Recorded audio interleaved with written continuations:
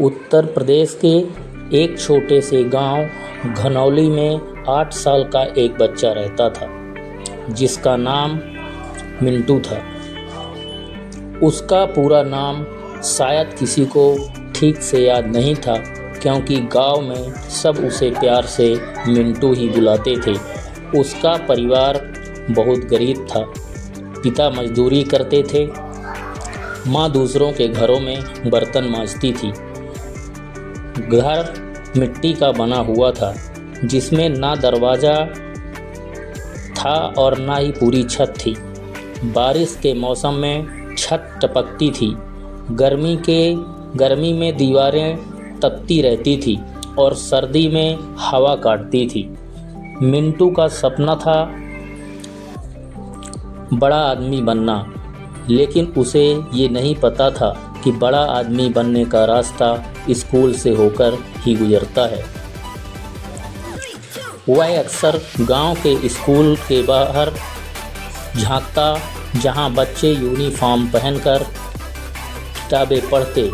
उसके पास यूनिफॉर्म नहीं थी, जूते नहीं थे, यहाँ तक कि बैग भी नहीं था, लेकिन आँखों में सपने थे। उसका मन पढ़ाई में बहुत लगता था। जब उसके माँ बाप मजदूरी पर जाते, वह खेत के किनारे पड़े पुराने अखबार बटोरता और उनके अक्षर पहचानने की कोशिश करता। कभी कभी कोई किसान पुरानी किताब फेंक देता था तो उसे उठा लेता और देर रात तक टिमटिमाती रोशनी में पढ़ता रहता। एक दिन मिंटू हिम्मत करके गांव के एक स्कूल पहुंचा और मास्टर जी से कहा, मुझे भी पढ़ना है। मास्टर जी पहले चौंक गए, फिर बोले, किताब कॉपी लाया है? मिंटू ने सिर झुका लिया। वह खाली हाथ था, लेकिन स्कूल में एक अध्यापिका सुनीता मैडम उसकी आंखों में चमक देख चुकी थी। उन्होंने उसे बैठने के लिए कहा और अगले दिन से एक पुरानी कॉपी और पेंसिल भी दे दी। अब मिंटू रोज़ स्कूल आने लगा, बिना चप्पल के, बिना बैग के, लेकिन समय से पहले स्कूल पहुंचता। वह सबसे तेज सीखता था, चाहे कविता हो, चाहे पहाड़ा हो या कि नक्शा। वह सब कुछ दिल से याद कर लेता था। धीरे धीरे वह कक्षा का सबसे होशियार छात्र बन गया।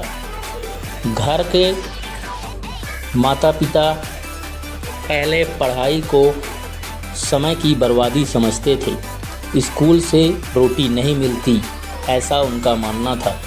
उसके बाद पिता कहा करते, लेकिन जब गांव के लोग मिंटू की तारीफ़ करने लगे, तब उन्होंने भी उसकी पढ़ाई को गंभीरता से लेना शुरू कर दिया।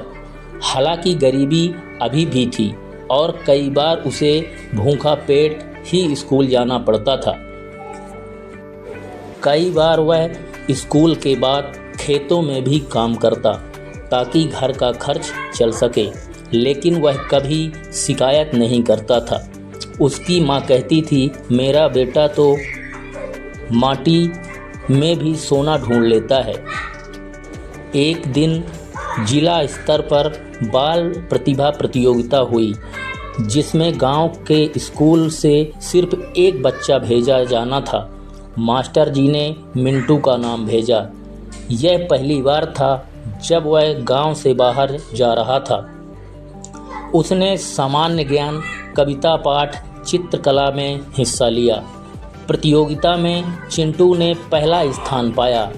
उसे एक बड़ी ट्रॉफी, किताबों का सेट, छात्रवृत्ति मिली। गांव में ढोल नगाड़ों के साथ उसका स्वागत हुआ। वह गांव का पहला बच्चा था जिसने गांव में नाम कमाया था। इस सफलता के बाद मिंटू शहर के एक अच्छे स्कूल में दाखिला मिला, जहां वह छात्रवृत्ति पर पढ़ने लगा। वहां जाकर उसने मेहनत शुरू की।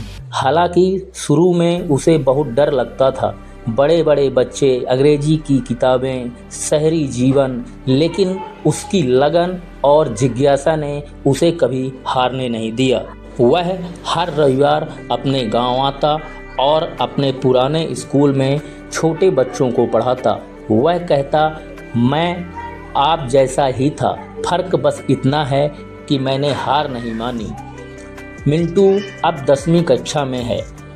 वह विज्ञान पढ़ रहा है और कहता है कि मैं बड़ा होकर वैज्ञानिक बनूंगा और गांव के लिए एक सस्ती बिजली पानी मशीनरी बनाऊंगा। उसकी आंखों में आज भी वह पुरानी चमक थी जो किसी महंगे स्कूल के बच्चों की आंखों में नहीं दिखती थी। उसकी कहानी अब गांव के बच्चों को प्रेरणा देती है। गांव में कई गरीब माता पिता अपने बच्चों को स्कूल भेजने लगे क्योंकि उन्होंने देखा कि पढ़ाई सिर्फ किताबों तक सीमित नहीं रहती, वह जिंदगी बदल सकती है। चिंटू की इस कहानी सिर्फ एक गरीब बच्चे की नहीं बल्कि लाखों ऐसे बच्चों की है जिन्होंने बिना साधन के एक सपने साकार होते हुए लोगों को दिखाया। अगर समाज, स्कूल और थोड़ी सी हिम्मत साथ दे दे तो ऐसे बच्चे चमत्कार कर सकते हैं। मिंटू आज भी गरीब है लेकिन उसका मन और उसकी सोच अमीर है। वह अपने जैसा ना जाने कितने बच्चों की ज़िंदगी बदल रहा है।